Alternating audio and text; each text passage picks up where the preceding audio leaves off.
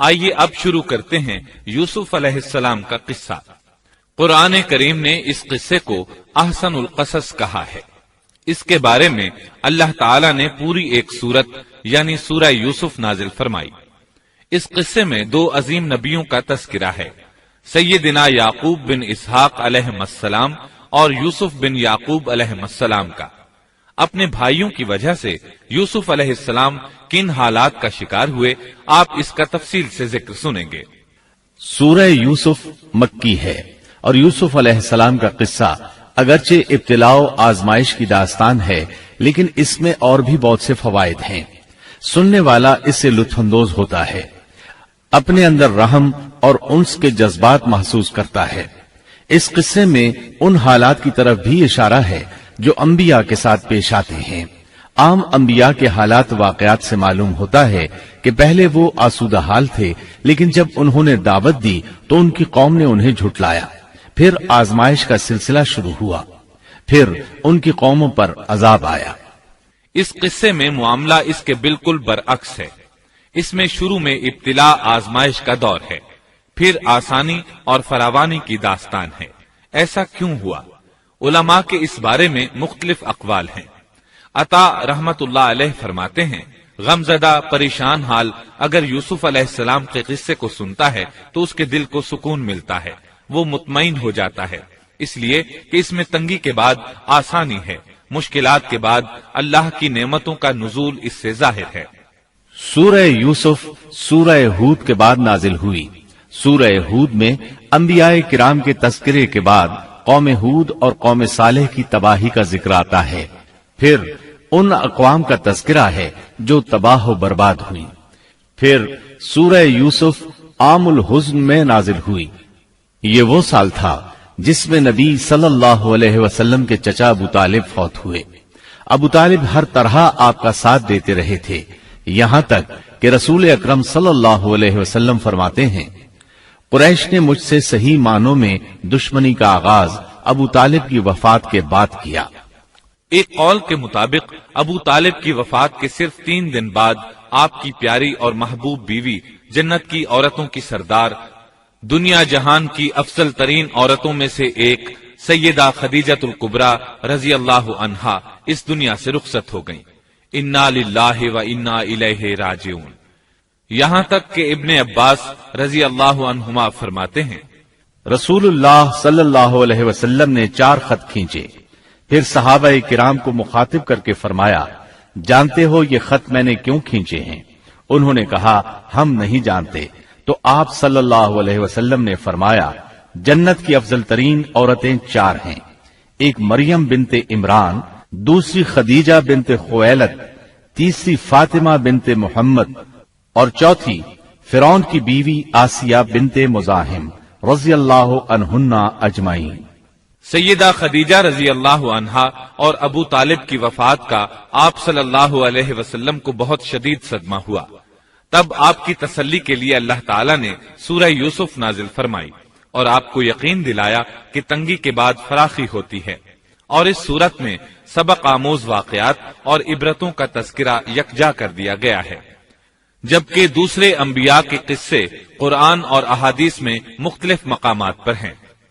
یہ قصہ قرآن کریم میں ایک جگہ کیوں ذکر کیا گیا، اس میں کیا حکمت تھی، اور باقی قصے مختلف مقامات پر کیوں بکھرے ہوئے ہیں، اس بارے میں علامہ قرطبی رحمت اللہ علیہ فرماتے ہیں، اللہ تعالیٰ نے انبیاء علیہ السلام کے قصے تکرار کے ساتھ ذکر کیے ہیں، ایک ہی بات کو بلاغت و بیان کے اصول کے تحت مختلف پیرائے میں ذکر کیا ہے، جیسا کہ ابراہیم علیہ السلام کا قصہ ہے۔ جب اللہ کے برگزیدہ فرشتے ان کے پاس آئے تو ان کے آنے پر ابراہیم علیہ السلام نے جو مہمان نوازی کی اس کو مختلف انداز میں بیان کیا گیا ہے۔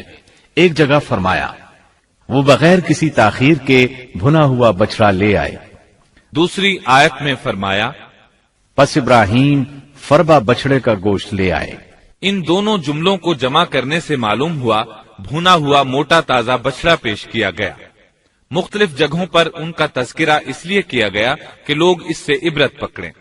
علامہ قرطبی رحمت اللہ علیہ فرماتے ہیں، یوسف علیہ السلام کے قصے کو ایک جگہ اور باقی انبیاء کے قصوں کو علیحدہ بیان کرنے کی ایک حکمت یہ بھی ہے کہ مخالف پر حجت قائم ہو جائے کہ وہ نہ مکرر کلام لا سکتے ہیں اور نہ ہی قصہ یوسف علیہ السلام کی طرح اکٹھا کلام لا سکتے ہیں۔ مطلب یہ کہ بلاغت کی ہر قسم میں دشمن پر حجت قائم ہو سکے۔ اللہ تعالی کلام کو مکرر اور غیر مکرر لا کر قرآن کا اعجاز بیان کرنا چاہتے ہیں کہ اللہ چاہیں تو ایک قصے کو ایک ہی جگہ بیان کر دیں، چاہیں تو مختلف جگہوں پر بیان کر دیں۔ کوئی یہ نہ کہہ سکے کہ دیکھو قرآن میں یہ قصہ علیحدہ علیحدہ بیان ہوا ہے، میں اس کو ایک جگہ بیان کر سکتا ہوں، یا اس کے برعکس یہ نہ کہہ سکے کہ قرآن میں تو یہ قصہ ایک ہی جگہ بیان ہوا ہے، میں اس کو الگ الگ کر کے بیان کر سکتا ہوں۔ اب ہم اس قصے کا آغاز کرتے ہیں اور اسی طرح کرتے ہیں جس طرح اس کا آغاز اللہ رب العزت نے کیا ہے۔ شروع اللہ کے نام سے جو بڑا مہربان نہایت رحم والا ہے۔ الف لام را، یہ روشن کتاب کی آیتیں ہیں۔ یقیناً ہم نے اس کتاب کو عربی قرآن بنا کر نازل فرمایا ہے تاکہ تم سمجھ سکو۔ ہم آپ کے سامنے بہترین بیان پیش کرتے ہیں اس قرآن سے جو ہم نے آپ کی جانب وحی کے ذریعے نازل کیا ہے، اور یقیناً آپ اس سے پہلے بے خبروں میں سے تھے۔ قصہ در اصل ایک خبر کے بعد دوسری خبر اور اطلاع در اطلاع کو کہتے ہیں، اور قصص کا اصل قصہ ہے یعنی پیچھے چلنا، جیسا کہ اللہ کی کتاب میں ہے۔ موسیٰ کی والدہ نے ان کی بہن سے کہا کہ تو اس کے پیچھے پیچھے جا، اور قصص کی اصل یہی ہے کہ کسی خبر کا پے در پے آنا۔ اس لیے ارشاد باری تعالی ہے، ہم آپ پر بہترین قصے بیان کرتے ہیں۔ اور یقیناً آپ اس سے پہلے بے خبروں میں سے تھے۔ غفلت سے مراد یہاں اللہ کے ذکر سے غفلت نہیں، بلکہ اس کا مطلب یہ ہے کہ نزول قرآن سے پہلے آپ ان قصص سے واقف نہیں تھے۔ اللہ تعالیٰ سورہ یوسف آیت 4 اور 5 میں فرماتے ہیں، جب یوسف نے اپنے باپ سے ذکر کیا کہ ابا جی، میں نے 11 ستاروں اور سورج چاند کو خواب میں دیکھا ہے کہ وہ سب مجھے سجدہ کر رہے ہیں، یعقوب نے کہا، پیارے بچے، اپنے اس خواب کا ذکر اپنے بھائیوں سے نہ کرنا، ایسا نہ ہو کہ وہ تیرے ساتھ کوئی فریب کاری کریں، شیطان تو انسان کا کھلا دشمن ہے۔ رؤیا سے مراد وہ خواب ہے جس کو انسان نیند کی حالت میں دیکھے، اور رؤیت سے مراد وہ حقیقت ہے جس کو انسان حالت بیداری میں اپنی آنکھوں سے دیکھے۔ تو یوسف علیہ السلام نے خواب میں دیکھا کہ 11 ستارے اور سورج اور چاند انہیں سجدہ کر رہے ہیں۔ یعقوب علیہ السلام خواب کی حقیقت کو جان گئے، اگرچہ آپ خوابوں کی تعبیر نہیں بتاتے تھے، لیکن انہیں علم ہو گیا کہ اس میں یوسف علیہ السلام کی تکریم ہے، اور انہیں یہ بھی علم تھا کہ یوسف علیہ السلام کے بھائی ان سے حسد کرتے ہیں۔ اسی لیے انہوں نے یوسف علیہ السلام سے کہا کہ اپنے بھائیوں کو یہ خواب نہ سنانا۔ یوسف علیہ السلام کے 11 بھائی تھے، بنیامین ان کے سگے بھائی تھے، باقی 6 ایک ماں سے اور 4 2 لونڈیوں سے تھے۔ حقیقی بھائی ان سے حسد نہیں کرتا تھا، وہ عمر میں ان سے چھوٹا تھا، باقی سب ان سے حسد کرتے تھے، اور اس حسد کی وجہ یہ تھی کہ یعقوب علیہ السلام ان سے والہانہ محبت کرتے تھے۔ اسی طرح بنیامین سے بھی انہیں بہت لگاؤ تھا، مطلب یہ کہ ان دونوں سے انہیں زیادہ محبت تھی، اور محبت میں کمی بیشی کوئی بری چیز نہیں، البتہ نبی کریم صلی اللہ علیہ وسلم نے فرمایا، ان میں عدل سے ضرور کام لیں۔ غرض یعقوب علیہ السلام کو ان دونوں سے زیادہ محبت تھی، ان کا دل ان کی طرف زیادہ مائل تھا، یہاں تک کہ لمحہ بھر بھی انہیں نظروں سے اوجھل نہیں کرتے تھے۔ یوسف علیہ السلام کے بھائی جب کھیل کے لیے نکلتے تو یعقوب علیہ السلام فرماتے، یوسف کو یہیں چھوڑ دو، گویا ہر وقت ان کا پہرا دیتے تھے۔ اللہ تعالیٰ سورہ یوسف آیت 6 میں فرماتے ہیں، اور اسی طرح تجھے تیرا پروردگار برگزیدہ کرے گا، اور تجھے معاملہ فہمی یعنی خوابوں کی تعبیر بھی سکھائے گا، اور اپنی نعمت تجھے بھرپور عطا فرمائے گا، اور یعقوب کے گھر والوں کو بھی، جیسے کہ اس نے اس سے پہلے تیرے دادا اور پردادا یعنی ابراہیم و اسحاق کو بھی بھرپور اپنی نعمت دی۔ یقیناً تیرا رب بہت بڑے علم والا اور زبردست حکمت والا ہے۔ یعنی آپ کو منتخب کر لیا اور تمام بھائیوں سے آپ کو چن لیا، اور یعقوب علیہ السلام کے سارے بیٹوں سے آپ کا انتخاب کیا، اور اس دور کے لوگوں میں سے آپ کو نبوت دینے کا ارادہ کیا۔ مزید یہ کہ وہ لوگوں کو خوابوں کی تعبیر بھی بتاتے تھے، اور آیت میں جس نعمت کا ذکر ہے اس سے مراد نبوت کی نعمت ہے، اور یہ قصہ اللہ تعالیٰ نے نصیحت کے لیے ذکر کیا ہے۔ اللہ تعالیٰ سورہ یوسف آیت 7 اور 8 میں فرماتے ہیں، یقیناً یوسف اور اس کے بھائیوں میں دریافت کرنے والوں کے لیے بڑی بڑی نشانیاں ہیں، جبکہ انہوں نے کہا کہ یوسف اور اس کا بھائی بنسبت ہمارے باپ کو بہت زیادہ پیارا ہے، حالانکہ ہم طاقتور جماعت ہیں، کوئی شک نہیں کہ ہمارے ابا سری غلطی میں ہیں۔ کہا جاتا ہے کہ یہودیوں نے نبی کریم صلی اللہ علیہ وسلم سے یوسف علیہ السلام کے قصے کے متعلق سوال کیا تو یہ مکمل صورت انہیں قصہ سنانے کے لیے نازل ہوئی، جبکہ بنی اسرائیل کو یہ مکمل قصہ معلوم نہ تھا، اور جو معلوم تھا وہ بھی تحریف شدہ تھا۔ قرآن ان کی اس تحریف کو واضح کرنے کے لیے بھی نازل ہوا، اور جو بھی بنی اسرائیل کا شخص یا کوئی اور اس کے متعلق پوچھے گا اس کے لیے عبرتیں اور نصیحتیں ہیں۔ یوسف کے بھائیوں نے کہا کہ ہمارا باپ یوسف اور اس کے بھائی سے زیادہ محبت کیوں کرتا ہے، جبکہ ہم ایک جماعت ہیں۔ اپنے باپ کے اس عمل پر اعتراض کیا، اور یقیناً یہ ایک بہت برا گمان تھا۔ ضلال کا معنی گمراہی ہوتا ہے، لیکن کبھی خطا پر بھی بولا جاتا ہے، اور انہوں نے باہمی مشورہ کیا اور سوچ بچار کے بعد یوسف علیہ السلام کے قتل کی تجویز طے ہوئی۔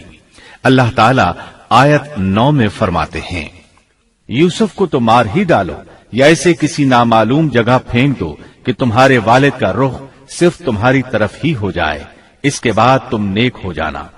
مطلب یہ کہ وہ آپس میں کہنے لگے یوسف کو قتل کر دو۔ اس پر بڑے بھائی یہودا نے مداخلت کی اور کہا قتل بہت سنگین جرم ہے۔ اس پر وہ بولے تب پھر اسے کہیں غائب کر دو تاکہ باپ کی توجہ تمہاری طرف ہو جائے اور یوسف والی رکاوٹ ختم ہو جائے۔ دیکھیے کیسی سوچ ہے، پہلے برائی کریں گے پھر توبہ کریں گے اور نیک بن جائیں گے۔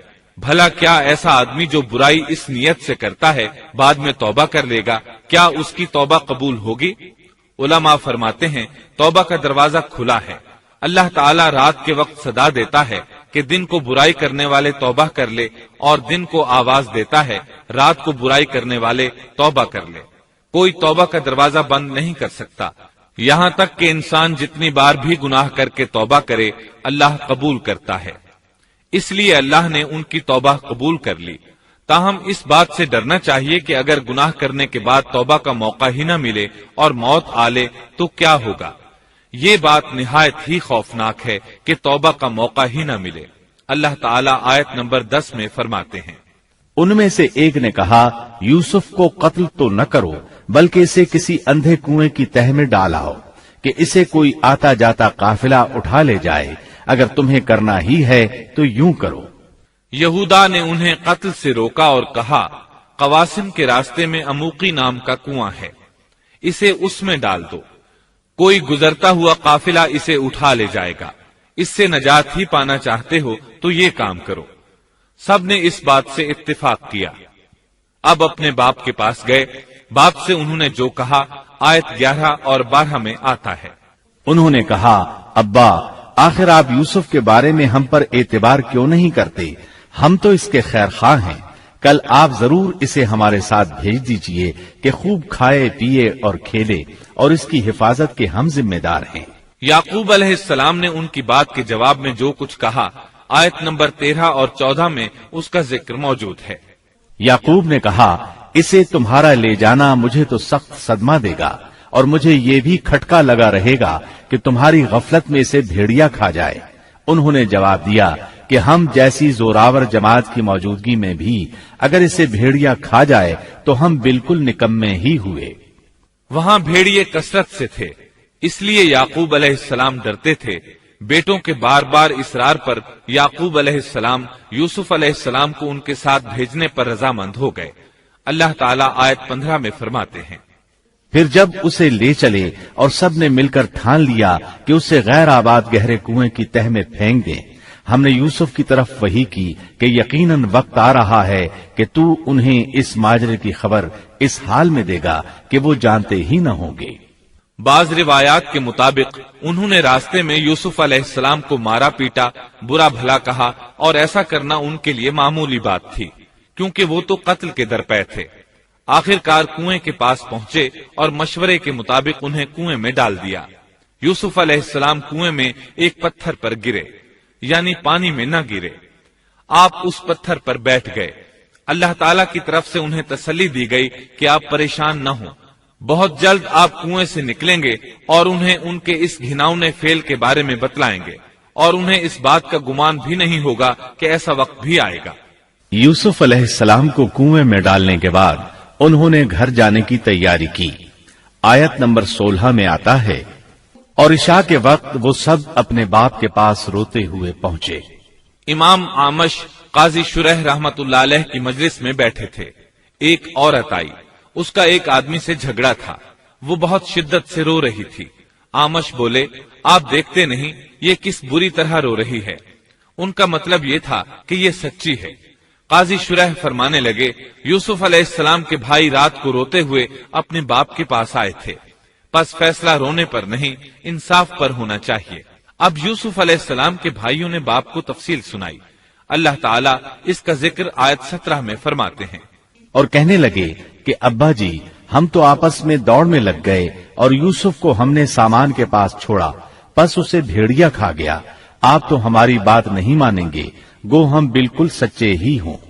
سو انہوں نے یہ بات بتائی، لیکن اس سے جھوٹ صاف ظاہر ہو رہا تھا، جیسا کہ اگلی آیت میں ہے۔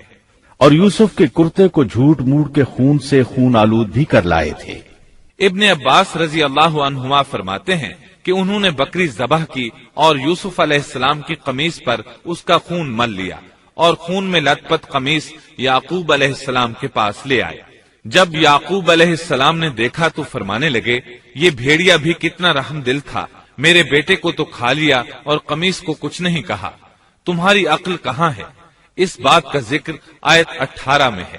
باپ نے کہا، یوں نہیں، بلکہ تم نے اپنے ہی دل سے ایک بات بنا لی ہے، پس صبر ہی بہتر ہے، اور تمہاری بنائی ہوئی باتوں پر اللہ ہی سے مدد کی طلب ہے۔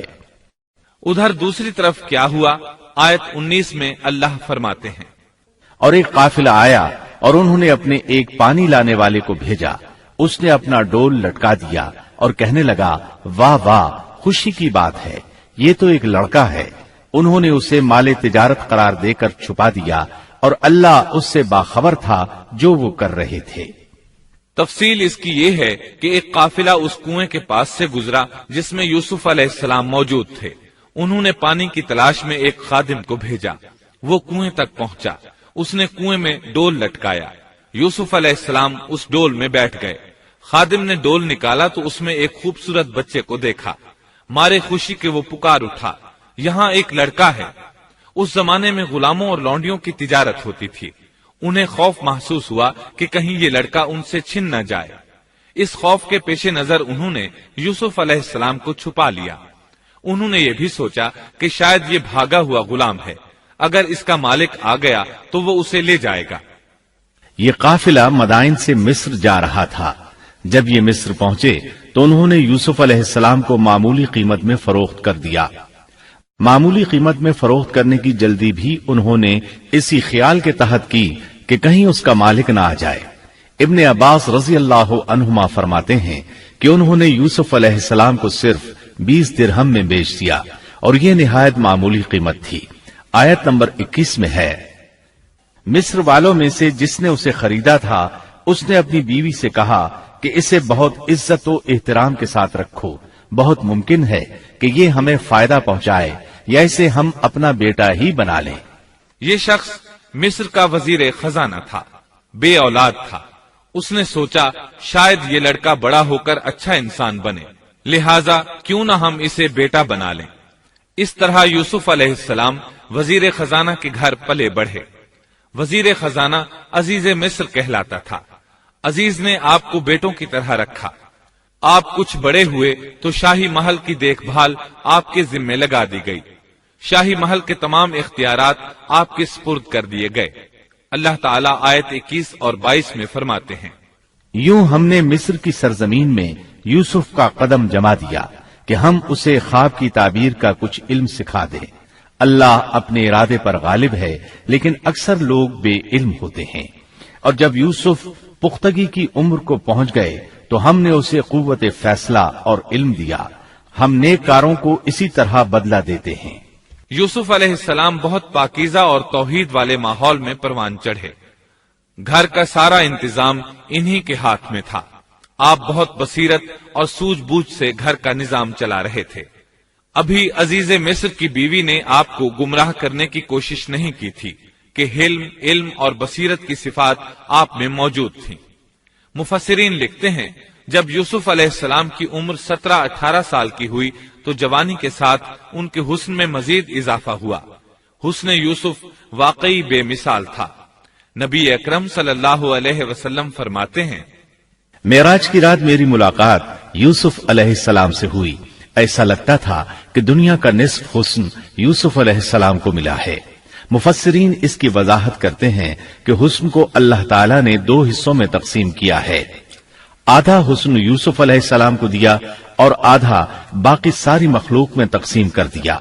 اللہ اکبر، یہ ہے حسن یوسف. اور جب یوسف کے حسن کی کیفیت یہ ہے تو پھر اس کے خالق کے کیا کہنے. جب عزیز مصر کی بیوی نے ان کا حسن دیکھا تو بے اختیار ہو گئی.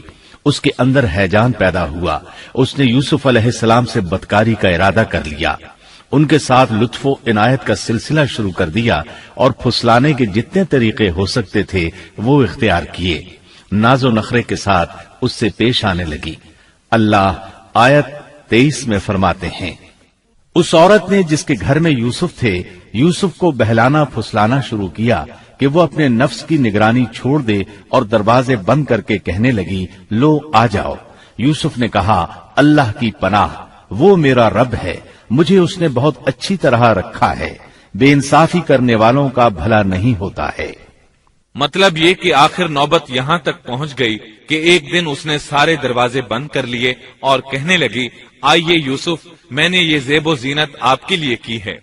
یوسف علیہ السلام فرمانے لگے اللہ کی پناہ، یہ ناممکن ہے، میں ایسا نہیں کر سکتا. کیا میں اپنے مالک کی گھر والی سے بدکاری کروں جس نے مجھے اپنے بیٹوں کی طرح ناز و نعمت میں رکھا؟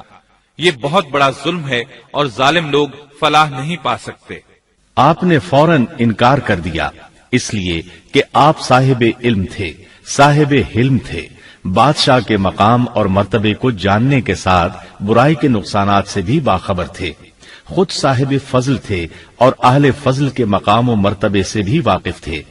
قرآن کریم کی آیات آپ کی طہارت اور پاکیزگی بیان کر رہی ہیں. آیت 24 میں ہے اس عورت نے یوسف کا قصد کیا اور یوسف اس کا قصد کرتے اگر وہ اپنے پروردگار کی دلیل نہ دیکھتے. یوسف علیہ السلام نے اس کا ارادہ نہیں کیا، یہاں تک کہ اللہ تعالیٰ کی مہربانی سے ان کے دل میں اس گناہ کا خیال تک نہیں آیا. اللہ تعالیٰ نے آخر آپ کو علم بھی دیا تھا اور حلم بھی.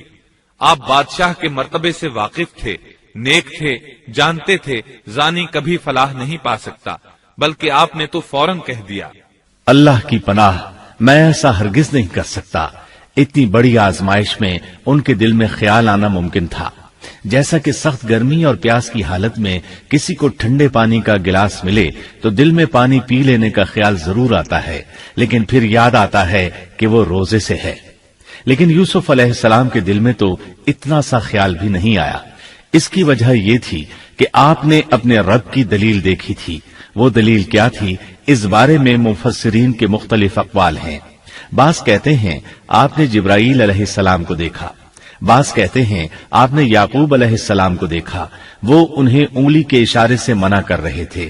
بعض نے لکھا ہے کہ آپ نے دروازے پر یہ لکھا دیکھا تھا بے شک زنا بڑی بے حیائی اور بہت ہی بری راہ ہے. بہرحال یہ مفسرین اور مورخین کے اقوال ہیں. اس بارے میں کوئی صحیح حدیث نہیں ملتی. اتنا ہے کہ آپ نے کوئی ایسی چیز دیکھی ضرور تھی جس کی بنا پر آپ کو خیال تک نہ آیا، اور برہان اللہ ہی کی طرف سے تھی. اس نے انہیں سوچنے بھی نہ دیا. اللہ آیت نمبر 24 میں فرماتے ہیں اس طرح ہم نے انہیں اس برائی اور بے حیائی سے بچا لیا کیونکہ وہ ہمارے مخلص بندوں میں سے تھے. اللہ نے آپ کو صرف زنا سے نہیں برائی سے بھی بچا لیا. یہ اس بات کی دلیل ہے کہ آپ نے ارادہ تک نہیں کیا.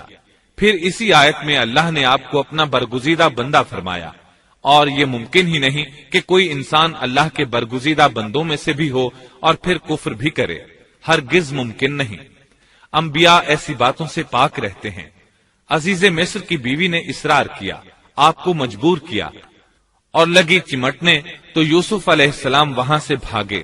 عزیز کی بیوی آپ کے پیچھے بھاگی۔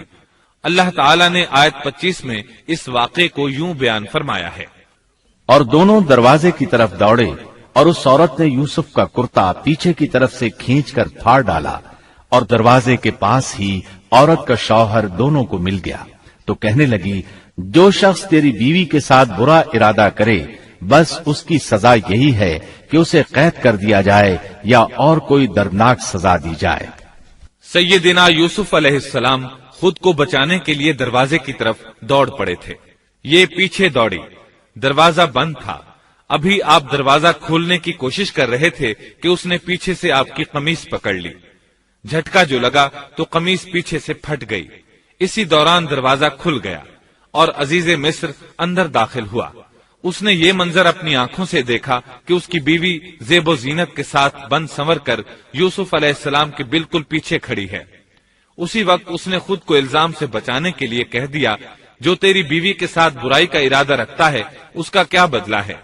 پھر خود ہی کہنے لگی، اسے قید خانے میں بند کر دینا چاہیے۔ ایسا اس نے اس لیے کہا کہیں وہ یوسف علیہ السلام کو قتل نہ کر دے۔ ادھر یوسف علیہ السلام نے بھی فوراً اپنا دفاع کیا اور کہا، میں مجرم نہیں بلکہ یہ ساری کارستانی اس کی اپنی ہے۔ آیت 26 اور 27 میں ہے۔ یوسف نے کہا، یہ عورت ہی مجھے پھسلا رہی تھی، اور عورت کے قبیلے ہی کے ایک شخص نے گواہی دی کہ اگر اس کا کرتا آگے سے پھٹا ہوا ہو تو عورت سچی ہے اور یوسف جھوٹ بولنے والوں میں سے ہے، اور اگر اس کا کرتا پیچھے کی جانب سے پھٹا ہوا ہو تو عورت جھوٹی ہے اور یوسف سچوں میں سے ہے۔ یہ گواہ کون تھا؟ اس بارے میں دو قسم کی روایات ہیں۔ پہلی روایت یہ ہے کہ وہ دودھ پیتا بچہ تھا، اس نے کہا کہ اس عورت نے بہکایا ہے اور یہ اللہ کا معجزہ تھا۔ دوسری روایت یہ ہے کہ عزیز مصر کے ساتھ اس کا چچا زاد تھا، اس نے کہا، قمیص دیکھو کہاں سے پھٹی ہے، پیچھے سے پھٹی ہے تو یوسف سچے، اور آگے سے پھٹی ہے تو پھر وہ سچی ہے، یوسف جھوٹے ہیں۔ آیت نمبر 28 میں آتا ہے، سو جب خاوند نے دیکھا کہ یوسف کا کرتا پیٹھ کی جانب سے پھٹا ہوا ہے تو صاف کہہ دیا کہ یہ تو عورتوں کی چال بازی ہے، بے شک تمہاری چال بازی بہت بڑی ہے۔ سید قطب کہتے ہیں، عزیز مصر ان لوگوں میں سے تھا جن کے نزدیک شرف کی کوئی قیمت نہیں تھی۔ اگر اس میں غیرت ہوتی تو اس کا خون کھولتا، وہ عورت پر برہم ہوتا، لیکن اس نے غصے کے بغیر کہا۔ آیت 29 میں ہے، یوسف اب اس بات کو جانے دو، اور اے عورت تو اپنے گناہ سے توبہ کر، بے شک تو گناہ گاروں میں سے ہے۔ اس کے علاوہ اس نے کوئی اور بات نہ کی، یہاں تک کہ یوسف علیہ السلام کو گھر ہی میں رہنے دیا، جدا بھی نہ کیا۔ لیکن پھر یہ خبر شہر میں آگ کی طرح پھیل گئی، عورتیں طرح طرح کی باتیں کرنے لگیں، لوگ عزیز مصر کی بیوی کو تانے دینے لگے۔ آیت 30 میں ہے، اور شہر کی عورتوں میں چرچا ہونے لگا کہ عزیز مصر کی بیوی اپنے جوان غلام کو اپنا مطلب نکالنے کے لیے بہلانے پھسلانے میں لگی رہتی ہے، اس کے دل میں یوسف کی محبت بیٹھ گئی ہے، ہمارے خیال میں تو وہ سری گمراہی میں ہے۔ یہ چرچا ہونے لگا کہ عزیز مصر کی بیوی ایک غلام کے ساتھ برائی پر تل گئی، اگر کسی آزاد کے ساتھ ایسا کرتی تو معاملہ اور تھا، غلام سے محبت کر بیٹھی، یہ تو اس نے بے وقوفی کی انتہا کر دی۔ اس طرح اسے خوب برا بھلا کہا گیا۔ یہ خبر عزیز مصر کی بیوی تک بھی پہنچ گئی۔ آیت 31 میں ہے، اس نے جب ان عورتوں کی پرفریب مکارانہ باتیں سنی تو انہیں بلوا بھیجا اور ان کے لیے ایک مجلس مرتب کی، اور ان میں سے ہر ایک کو چھری دی اور کہا، اے یوسف ان کے سامنے چلے آؤ۔ ان عورتوں نے جب اسے دیکھا تو بہت بڑا جانا اور اپنے ہاتھ کاٹ لیے، اور زبان سے نکل گیا کہ اللہ کی پناہ، یہ انسان تو ہرگز نہیں، یہ تو یقیناً کوئی بہت ہی بزرگ فرشتہ ہے۔ وضاحت اس کی یہ ہے کہ اس عورت نے اپنے گھر میں ایک دعوت کا انتظام کیا، تمام عورتوں کو اس دعوت میں بلایا۔ دعوت کا انتظام اس طرح کیا کہ سب کے لیے ایک تکیہ لگایا، پھل سامنے رکھے اور ہر ایک کو ایک ایک چھری تھما دی۔ ساتھ ہی یوسف علیہ السلام سے کہا کہ مجلس میں آ جائیں۔ جب یوسف علیہ السلام آئے تو وہ انہیں دیکھ کر مبہوت رہ گئیں۔ ان کے حسن سے اس قدر متاثر ہوئیں کہ اپنا ہوش نہ رہا اور پھلوں کے بجائے اپنے ہاتھ کاٹ ڈالے، لیکن اس کا انہیں احساس تک نہ ہوا۔ سبحان اللہ، کیا حسن تھا جس کی وجہ سے انہوں نے اپنے ہاتھ کاٹ لیے اور خبر تک نہ ہوئی۔ کہنے لگیں یہ تو کوئی فرشتہ معلوم ہوتا ہے، انسان اتنا خوبصورت کیسے ہو سکتا ہے؟ آیت 32 میں ہے، اس وقت عزیز مصر کی بیوی نے کہا، یہ ہے وہ جس کے بارے میں تم مجھے تانا دے رہی تھی۔ میں نے ہر چند اس سے اپنا مطلب حاصل کرنا چاہا، لیکن یہ بال بال بچا رہا، اور جو کچھ میں اس سے کہہ رہی ہوں اگر یہ نہ کرے گا تو یقیناً یہ قید کر دیا جائے گا، اور بے شک یہ بہت ہی بے عزت ہوگا۔ یہ آیت اس بات کی واضح دلیل ہے کہ یوسف علیہ السلام نے برائی کا ارادہ نہیں کیا تھا۔ پھر بات یہیں پر ختم نہیں ہو گئی، بلکہ تمام عورتیں یوسف علیہ السلام پر ٹوٹ پڑیں۔ ان میں سے ہر ایک کی خواہش تھی کہ یوسف علیہ السلام اس سے محبت کریں اور بے حیائی کا ارتکاب کریں۔ اپنی عزت اور شرف کو انہوں نے خاک میں ملا دیا۔ یوسف علیہ السلام کے حسن پر فریفتہ ہو گئیں۔ اس کیفیت کو دیکھ کر یوسف علیہ السلام نے اپنے رب سے دعا کی۔ آیت 33 اور 34 میں آتا ہے، یوسف نے دعا کی کہ اے میرے پروردگار، جس بات کی طرف یہ عورتیں مجھے بلا رہی ہیں اس سے تو مجھے جیل خانہ بہت پسند ہے۔ اگر تو نے ان کا مکر و فریب مجھ سے دور نہ کیا تو میں تو ان کی طرف مائل ہو جاؤں گا اور بالکل نادانوں میں جا ملوں گا۔ اس سے ظاہر ہوا سب عورتیں یوسف علیہ السلام کو اپنی طرف متوجہ کر رہی تھیں۔ انہوں نے ہر طریقہ اختیار کیا، لیکن یوسف علیہ السلام نے کسی ایک کی طرف توجہ نہ دی۔ اللہ نے انہیں بچا لیا اور عورتوں کی چال کو ناکام بنا دیا۔ اس واقعے کی خبر بھی لوگوں میں پھیل گئی۔ عزیز مصر کی بیوی کو پتہ چل گیا کہ یہ خبریں پورے شہر میں پھیل گئی ہیں اور لوگ اسے ہی قصوروار ٹھہرا رہے ہیں۔ تب وہ اپنے خاوند کے پاس گئی، اس سے کہا، اب کیا کیا جائے؟ سب لوگ مجھے ہی الزام دے رہے ہیں، معاملہ بہت پھیل گیا ہے، اس بات کو دبانے کے لیے کچھ کرنا چاہیے۔ عزیز مصر نے کہا، پھر کیا کیا جائے؟ آخر آپس میں مشورہ ہوا، دونوں اس پر متفق ہو گئے۔ ابن عباس رضی اللہ عنہما فرماتے ہیں، انہوں نے یوسف علیہ السلام کو ایک گدھے پر سوار کیا اور ایک ڈھول والا ساتھ کر دیا اور یہ منادی کرائی کہ اس عبرانی غلام نے اپنی مالکہ کے ساتھ برائی کی کوشش کی ہے، لہٰذا اسے اس جرم کی پاداش میں جیل میں ڈالا جاتا ہے۔ گویا انہوں نے اپنے پر سے الزام ختم کرنے کا یہ منصوبہ سوچا۔ اس بارے میں اللہ آیت 35 میں فرماتے ہیں، پھر ان تمام نشانوں کے دیکھ لینے کے بعد بھی انہیں یہی مصلحت معلوم ہوئی کہ یوسف کو کچھ مدت کے لیے قید خانے میں رکھیں۔ انہوں نے یہ اس لیے کہا تاکہ یوسف علیہ السلام پر تہمت لگائی جا سکے۔ اس طرح یوسف علیہ السلام قید خانے میں آ گئے۔ ان کے ساتھ 2 نوجوان اور قید خانے میں بھیجے گئے تھے۔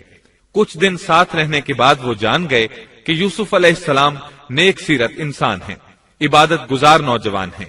ایک رات دونوں نوجوانوں نے خواب دیکھے۔ صبح ہوئی تو دونوں یوسف علیہ السلام کے پاس گئے اور اپنا اپنا خواب سنایا۔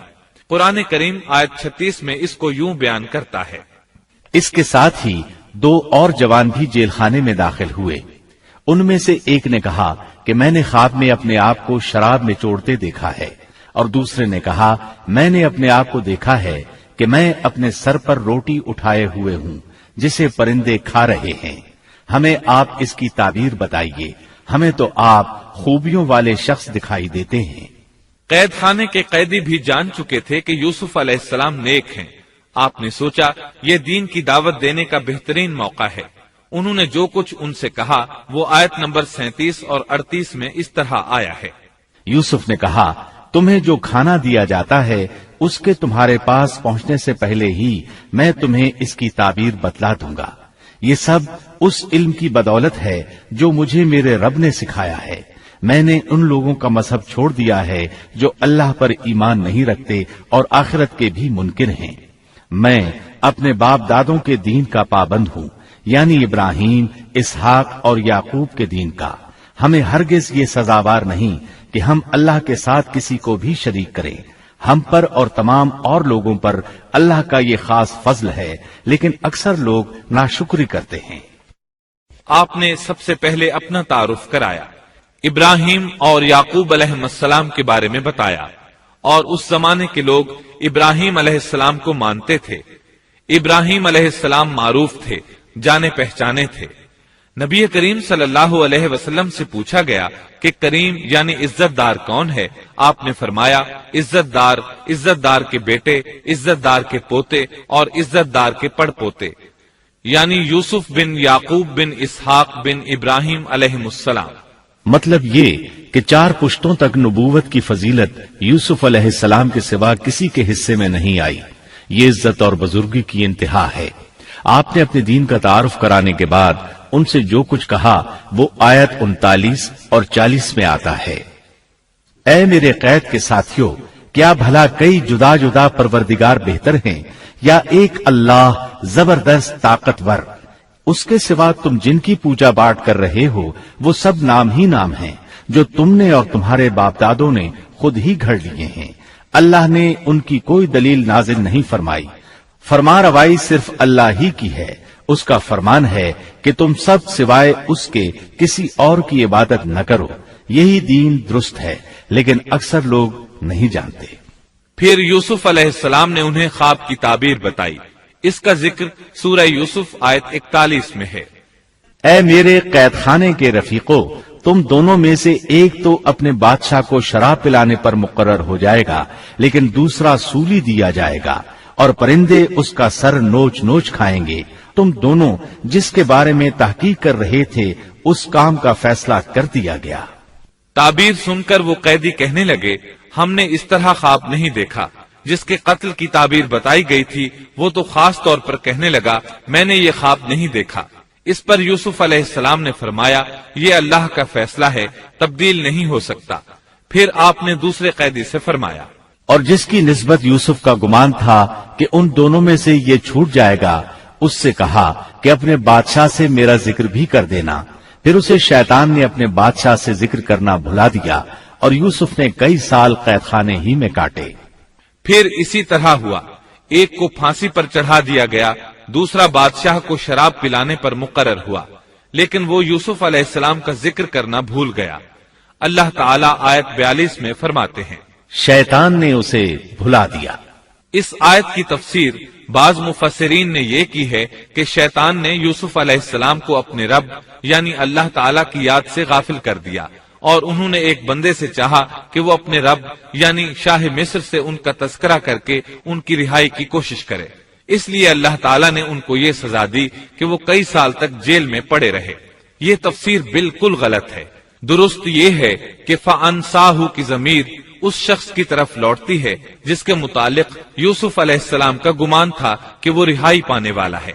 اور اس آیت کے معنی یہ ہیں کہ شیطان نے اس شخص کو اپنے آقا سے یوسف علیہ السلام کا ذکر کرنا بھلا دیا، جیسا کہ علامہ ابن کثیر اور دیگر مفسرین نے اسی طرح کہا ہے. انس رضی اللہ عنہ سے مروی یہ روایت کہ اللہ تعالیٰ نے یوسف علیہ السلام کی طرف وحی کی کہ اے یوسف تجھے تیرے بھائیوں سے کس نے نجات دی؟ فرمایا اے اللہ آپ نے. اللہ نے پھر پوچھا یوسف تجھے کنویں سے کس نے نکالا؟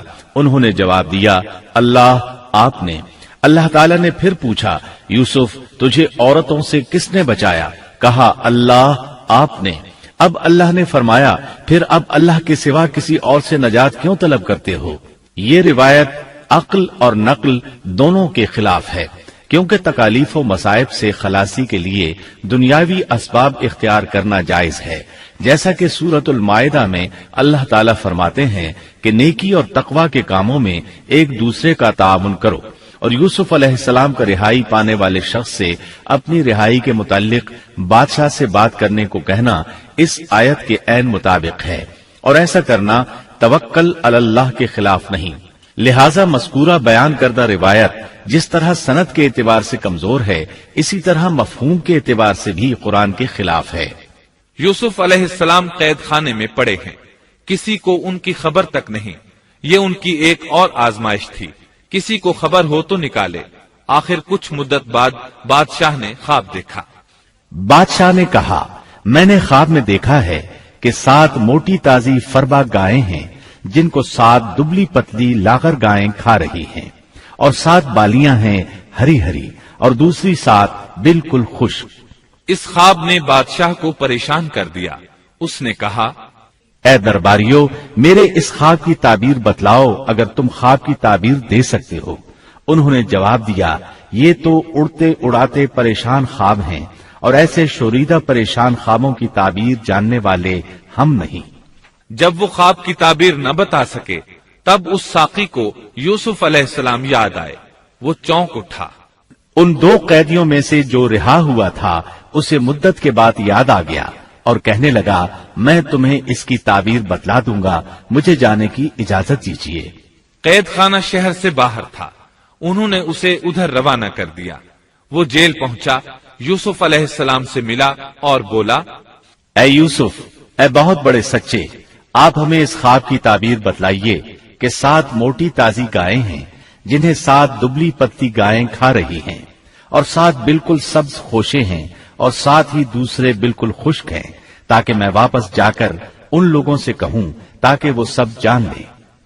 تب یوسف علیہ السلام نے خواب کی تعبیر بتائی۔ یوسف نے جواب دیا کہ تم 7 سال تک پے در پے لگاتار حسب عادت غلہ بویا کرنا، اور فصل کاٹ کر اسے بالیوں سمیت ہی رہنے دینا، سوائے اپنے کھانے کی تھوڑی سی مقدار کے۔ اس کے بعد 7 سال نہایت سخت قحط کے آئیں گے، وہ اس غلے کو کھا جائیں گے جو تم نے ان کے لیے ذخیرہ رکھ چھوڑا تھا، سوائے اس تھوڑے سے غلے کے جو تم محفوظ کر کے رکھو گے۔ آپ نے صرف خواب کی تعبیر نہیں بتائی بلکہ علاج بھی بتایا۔ اس کے بعد ایک اور بات بھی بتائی۔ اس کے بعد جو سال آئے گا اس میں لوگوں پر خوب بارش برسائی جائے گی، اور وہ اس میں شیرہ انگور بھی خوب نچوڑیں گے۔ ساقی بہت تیزی سے واپس گیا، بادشاہ کو پوری تفصیل بتائی۔ تب بادشاہ نے کہا، یوسف کو میرے پاس لاؤ۔ بادشاہ کا قاصد واپس آیا اور آپ سے کہا، بادشاہ آپ کو بلا رہا ہے۔ یوسف علیہ السلام نے کہا، میں قید خانے سے نہیں نکلوں گا۔ نبی کریم صلی اللہ علیہ وسلم فرماتے ہیں، اللہ یوسف علیہ السلام پر رحم فرمائے، انہوں نے کس حد تک صبر کیا۔ ان کی جگہ میں ہوتا اور مجھے قید خانے سے نکلنے کے لیے کہا جاتا تو میں فوراً باہر نکل جاتا۔ 7 سال تک قید میں رہنے کے بعد اگر کوئی قیدی سے باہر نکلنے کے لیے کہے اور وہ باہر نکلنے سے انکار کر دے تو یہ بات عجیب ہی لگ سکتی تھی، لیکن یوسف علیہ السلام ہر طرح سے بری ہو کر نکلنا چاہتے تھے۔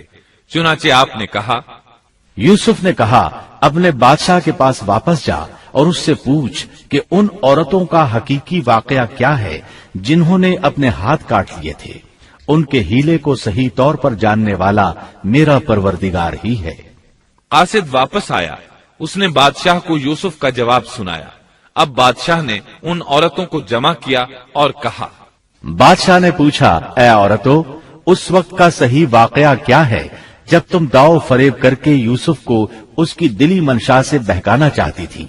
انہوں نے صاف جواب دیا کہ معاذ اللہ، ہم نے یوسف میں کوئی برائی نہیں پائی۔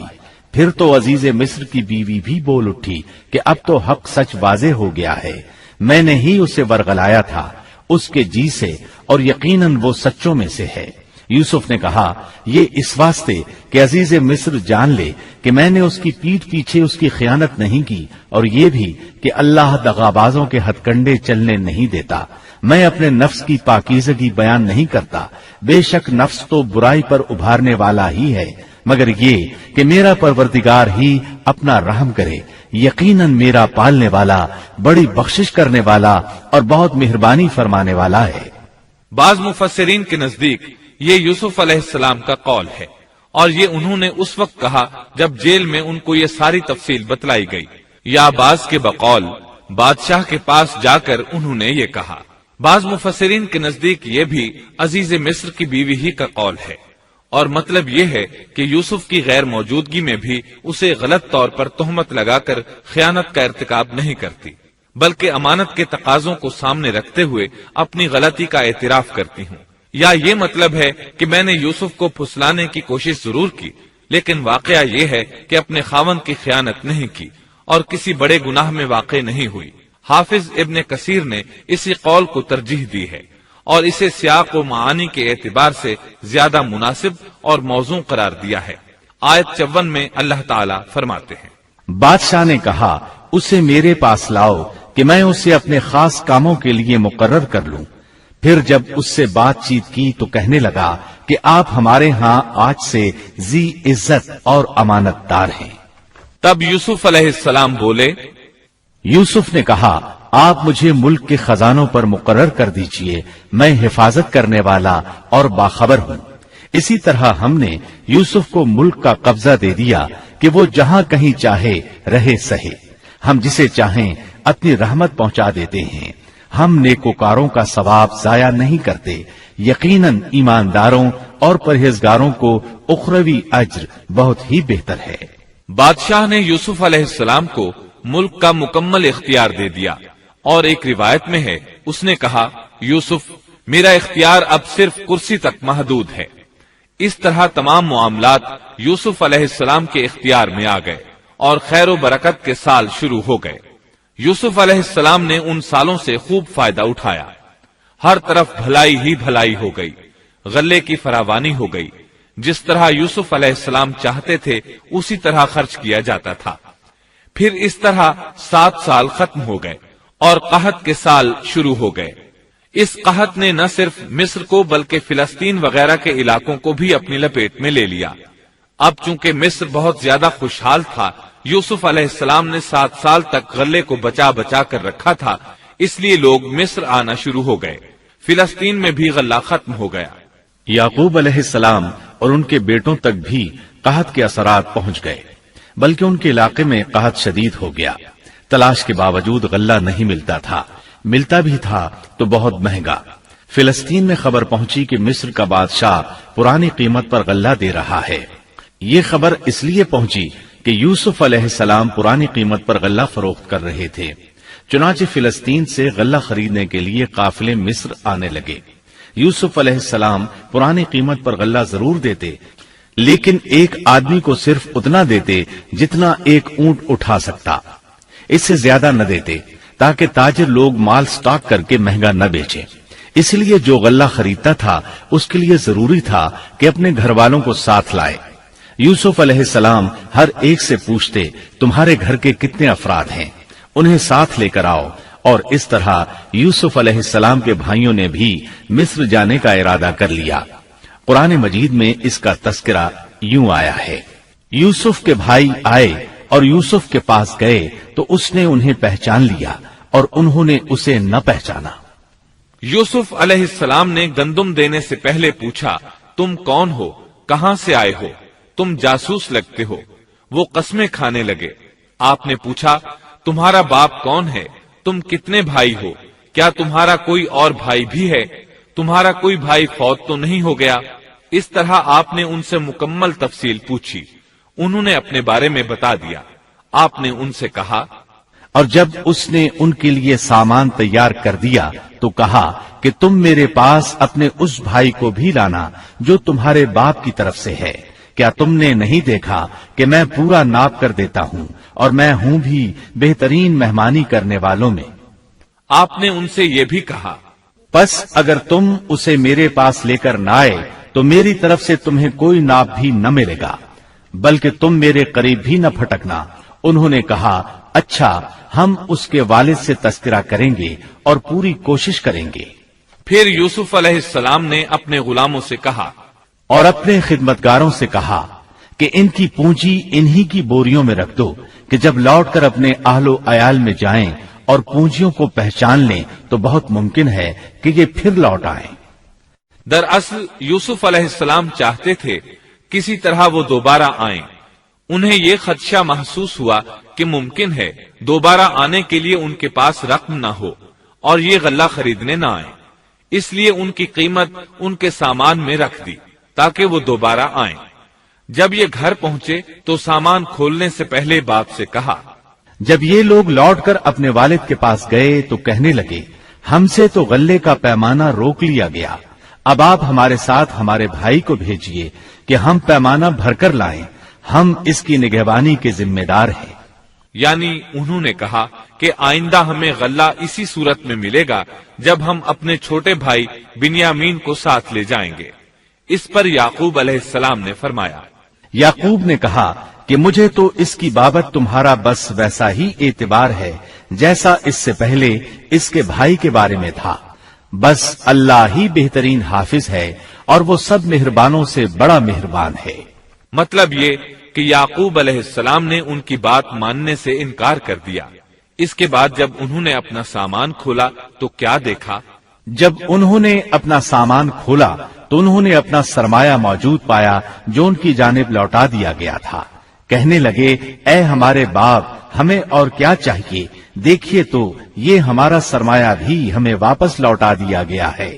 ہم اپنے خاندان کو غلہ لا دیں گے اور اپنے بھائی کی نگرانی رکھیں گے اور ایک اونٹ کا پیمانہ زیادہ لائیں گے۔ یہ ناپ تو بہت آسان ہے۔ جب یعقوب علیہ السلام نے یہ معاملہ دیکھا اور ان کا اصرار بڑھا تو سوچ میں پڑ گئے کہ معاملہ کچھ اور معلوم ہوتا ہے۔ پس انہیں اللہ تعالی کی طرف سے الہام ہوا کہ ساتھ بھیج دیجئے۔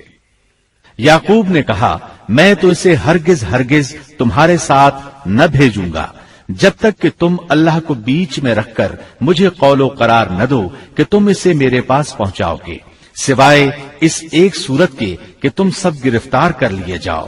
جب انہوں نے پکا قول و قرار دیا تو انہوں نے کہا، ہم جو کچھ کہتے ہیں اللہ اس پر نگہبان ہے۔ انہوں نے مزید نصیحت کی، اور یعقوب نے کہا، اے میرے بچوں، تم سب ایک دروازے سے نہ جانا بلکہ کئی جدا جدا دروازوں میں سے داخل ہونا۔ میں اللہ کی طرف سے آنے والی کسی چیز کو تم سے ٹال نہیں سکتا، حکم صرف اللہ ہی کا چلتا ہے۔ میرا کامل بھروسہ اسی پر ہے اور ہر ایک بھروسہ کرنے والے کو اسی پر بھروسہ کرنا چاہیے۔ مطلب یہ تھا کہ تم 11 نوجوان ہو، تمہیں دیکھ کر کوئی حسد نہ کر بیٹھے، تمہیں نظر نہ لگ جائے، اور نظر کا لگ جانا برحق ہے، اور یہ بسا اوقات انسان کو قبر میں پہنچا دیتی ہے۔ اب یہ روانہ ہوئے۔ جب وہ انہی راستوں سے جن کا حکم ان کے والد نے انہیں دیا تھا گئے، کچھ نہ تھا کہ اللہ نے جو بات مقرر کر دی ہے وہ اس سے انہیں ذرا بھی بچا لے، مگر یعقوب کے دل میں ایک خیال پیدا ہوا جسے اس نے پورا کر لیا۔ بلا شبہ وہ ہمارے سکھلائے ہوئے علم کا عالم تھا، لیکن اکثر لوگ نہیں جانتے۔ مطلب یہ کہ انسان کی کوشش کے باوجود تقدیر اپنا کام دکھا جاتی ہے۔ عطا رحمت اللہ علیہ فرماتے ہیں کہ یعقوب علیہ السلام کے بارے میں یہ جو فرمایا کہ اس کے پاس ہمارا دیا ہوا علم تھا، اس کا مطلب یہ ہے کہ یعقوب علیہ السلام جو بھی بات کرتے تھے اس میں اللہ کا ذکر ہوتا اور غور و فکر کے بعد بات کرتے، پہلے اللہ کا نام لیتے، اور یہی ان کا علم تھا۔ یوسف علیہ السلام کے بھائی گئے اور دربار میں حاضر ہوئے۔ آپ نے معمول کے مطابق ان کی رہائش کا انتظام کیا، ہر دو کو ایک کمرہ دیا۔ اس طرح بنیامین اکیلے بچ گئے۔ یوسف علیہ السلام نے فرمایا، چلو اسے ادھر میرے پاس چھوڑ جاؤ۔ جب وہ چلے گئے تو یوسف علیہ السلام نے انہیں گلے سے لگا لیا۔ یہ سب جب یوسف کے پاس پہنچ گئے تو اس نے اپنے بھائی کو اپنے پاس جگہ دی اور کہا کہ میں تیرا بھائی یوسف ہوں، بس یہ جو کچھ کرتے رہے اس کا کچھ رنج نہ کر۔ مطلب یہ کہ وہ بنیامین کو بھی ستاتے رہے۔ اس کے بعد یوسف علیہ السلام نے کیا کیا، اس کا ذکر سورہ یوسف آیت 70 تا 77 میں سنیے۔ پھر جب انہیں ان کا سامان اسباب ٹھیک ٹھاک کر کے دیا تو اپنے بھائی کے سامان میں پانی پینے کا پیالہ رکھ دیا۔ پھر ایک آواز دینے والے نے پکار کر کہا کہ اے قافلے والو، تم لوگ تو چور ہو۔ انہوں نے ان کی طرف منہ پھیر کر کہا کہ تمہاری کیا چیز کھوئی گئی ہے؟ جواب دیا کہ شاہی پیالہ گم ہے، جو اسے لے آئے اسے ایک اونٹ کے بوجھ کا غلہ ملے گا۔ اس وعدے کا میں ضامن ہوں۔ انہوں نے کہا، اللہ کی قسم، تم کو خوب علم ہے کہ ہم ملک میں فساد پھیلانے کے لیے نہیں آئے اور نہ ہم چور ہیں۔ انہوں نے کہا، اچھا چور کی کیا سزا ہے اگر تم جھوٹے ہو؟ جواب دیا کہ اس کی سزا یہی ہے کہ جس کے اسباب میں سے پایا جائے وہی اس کا بدلہ ہے۔ ہم تو ایسے ظالموں کو یہی سزا دیا کرتے ہیں۔ بس یوسف نے ان کے سامان کی تلاشی شروع کی، اپنے بھائی کے سامان کی تلاشی سے پہلے۔ پھر اس پیمانے کو اپنے بھائی کے سامان سے نکالا۔ ہم نے یوسف کے لیے اسی طرح یہ تدبیر کی۔ اس بادشاہ کے قانون کی روح سے یہ اپنے بھائی کو نہیں روک سکتا تھا مگر یہ کہ اللہ کو منظور ہو۔ ہم جس کے چاہیں درجے بلند کر دیں، ہر ذی علم پر فوقیت رکھنے والا دوسرا ذی علم موجود ہے۔ انہوں نے کہا کہ اگر اس نے چوری کی تو کوئی تعجب کی بات نہیں، اس کا بھائی بھی پہلے چوری کر چکا ہے۔ یوسف نے اس بات کو اپنے دل میں رکھ لیا اور ان کے سامنے بالکل ظاہر نہ کیا، کہا کہ تم بڑے بدقماش ہو اور جو تم بیان کرتے ہو اسے اللہ ہی خوب جانتا ہے۔ اب وہ بادشاہ یعنی یوسف علیہ السلام کی منت سماجت کرنے لگے۔ انہوں نے کہا کہ اے عزیز مصر، اس کے والد بڑی عمر کے بالکل بوڑھے شخص ہیں، آپ اس کے بدلے ہم میں سے کسی کو لے لیجئے، ہم دیکھتے ہیں کہ آپ بڑے نیک نفس ہیں۔ یوسف نے کہا کہ ہم نے جس کے پاس اپنی چیز پائی ہے اس کے سوا دوسرے کی گرفتاری کرنے سے اللہ کی پناہ چاہتے ہیں، ایسا کرنے سے تو ہم یقیناً ناانصافی کرنے والے ہو جائیں گے۔ جب وہ اس سے مایوس ہو گئے تو تنہائی میں بیٹھ کر مشورہ کرنے لگے۔ ان میں جو سب سے بڑا تھا اس نے کہا، تمہیں معلوم نہیں کہ تمہارے والد نے تم سے اللہ کی قسم لے کر پختہ قول قرار لیا ہے اور اس سے پہلے یوسف کے بارے میں تم کوتاہی کر چکے ہو، پس میں تو اس سرزمین سے نہ ٹلوں گا جب تک کہ والد صاحب خود مجھے اجازت نہ دیں یا اللہ میرے اس معاملے کا فیصلہ کر دے، وہی بہترین فیصلہ کرنے والا ہے۔ تم سب والد صاحب کی خدمت میں واپس جاؤ اور کہو کہ ابا جی، آپ کے صاحبزادے نے چوری کی اور ہم نے وہی گواہی دی تھی جو ہم جانتے تھے، ہم کچھ غیب کی حفاظت کرنے والے نہ تھے۔ آپ اس شہر کے لوگوں سے دریافت فرما لیں جہاں ہم تھے اور اس قافلے سے بھی پوچھ لیں جس کے ساتھ ہم آئے ہیں، اور یقیناً ہم بالکل سچے ہیں۔ یعقوب نے کہا، یہ تو نہیں بلکہ تم نے اپنی طرف سے بات بنا لی، بس اب صبر ہی بہتر ہے، قریب ہے کہ اللہ ان سب کو میرے پاس ہی پہنچا دے، وہی علم و حکمت والا ہے۔ پھر یعقوب علیہ السلام رونے لگے اور کہنے لگے، پھر ان سے منہ پھیر لیا اور کہا، ہائے یوسف۔ ان کی آنکھیں بوجہ رنج و غم کے سفید ہو چکی تھیں اور وہ غم کو دبائے ہوئے تھے۔ بیٹوں نے کہا، واللہ آپ ہمیشہ یوسف کی یاد ہی میں لگے رہیں گے یہاں تک کہ گھل جائیں یا ختم ہی ہو جائے۔ اس پر یعقوب علیہ السلام نے کہا، انہوں نے کہا کہ میں تو اپنی پریشانیوں اور رنج کی فریاد اللہ ہی سے کر رہا ہوں، مجھے اللہ کی طرف سے وہ باتیں معلوم ہیں جو تم نہیں جانتے۔ میرے پیارے بچوں، تم جاؤ اور یوسف کی اور اس کے بھائی کی پوری طرح تلاش کرو اور اللہ کی رحمت سے نا امید نہ ہو، یقیناً رب کی رحمت سے نا امید وہی ہوتے ہیں جو کافر ہوتے ہیں۔ اب ان کے پاس غلہ خریدنے کے لیے سامان تجارت بہت کم تھا، وہ تھوڑا سا سامان لے کر پھر یوسف علیہ السلام کے پاس گئے۔ پھر جب یہ لوگ یوسف کے پاس پہنچے تو کہنے لگے کہ اے عزیز، ہم کو اور ہمارے خاندان کو دکھ پہنچا ہے، ہم حقیر پونجی لائے ہیں، پس آپ ہمیں پورے غلے کا ناپ دیجئے اور ہم پر خیرات کیجئے، اللہ خیرات کرنے والوں کو بدلہ دیتا ہے۔ اب برادران یوسف ان کے سامنے رسوائی کے درجے تک پہنچ گئے، چنانچہ یوسف علیہ السلام نے انہیں زیادہ پریشان کرنا مناسب نہ سمجھا اور اپنا مکمل تعارف کروا دیا۔ یوسف نے کہا، جانتے بھی ہو کہ تم نے یوسف اور اس کے بھائی کے ساتھ اپنی نادانی کی حالت میں کیا کیا؟ انہوں نے کہا، واقعی تو ہی یوسف ہے۔ جواب دیا کہ ہاں میں یوسف ہوں اور یہ میرا بھائی ہے، اللہ نے ہم پر فضل و کرم کیا۔ بات یہ ہے کہ جو بھی پرہیزگاری اور صبر کرے تو اللہ کسی نیکوکار کا اجر ضائع نہیں کرتا۔ انہوں نے کہا، اللہ کی قسم، اللہ نے تجھے ہم پر برتری دی ہے اور یہ بھی بالکل سچ ہے کہ ہم خطا کار تھے۔ جواب دیا، آج تم پر کوئی ملامت نہیں ہے، اللہ تمہیں بخشے، وہ سب مہربانوں سے بڑا مہربان ہے۔ میرا یہ کرتا تم لے جاؤ اور اسے میرے والد کے منہ پر ڈال دو کہ وہ دیکھنے لگیں، اور اپنے خاندان کو میرے پاس لے آؤ۔ وہ قمیص لے کر یعقوب علیہ السلام کی طرف چل دیے۔ جو ہی مصر سے چلے، یعقوب علیہ السلام نے خوشبو محسوس کر لی۔ جب یہ قافلہ جدا ہوا تو ان کے والد نے کہا، کہ مجھے تو یوسف کی خوشبو آ رہی ہے، اگر تم مجھے بے وقوف نہ کہو۔ وہ کہنے لگے کہ واللہ آپ اپنے اسی پرانے خط میں مبتلا ہیں۔ جب خوشخبری دینے والے نے پہنچ کر ان کے منہ پر وہ کرتا ڈالا، اسی وقت وہ پھر سے بینا ہو گئے۔ کہا کیا میں تم سے نہ کہا کرتا تھا کہ میں اللہ کی طرف سے وہ باتیں جانتا ہوں جو تم نہیں جانتے؟ انہوں نے کہا ابا جی آپ ہمارے لیے گناہوں کی بخشش طلب کیجئے، بے شک ہم قصوروار ہیں۔ کہا اچھا میں جلد ہی تمہارے لیے اپنے پروردگار سے بخشش مانگوں گا، وہ بہت بڑا بخشنے والا اور نہایت مہربانی کرنے والا ہے۔ پھر سارا خاندان یوسف علیہ السلام کے پاس آیا۔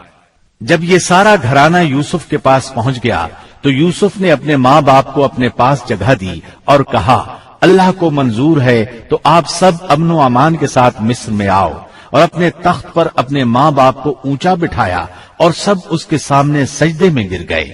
تب کہا کہ ابا جی یہ میرے پہلے کے خواب کی تعبیر ہے، میرے رب نے اسے سچا کر دکھایا، اس نے میرے ساتھ بڑا احسان کیا جبکہ مجھے جیل خانے سے نکالا اور آپ لوگوں کو صحرا سے لے آیا۔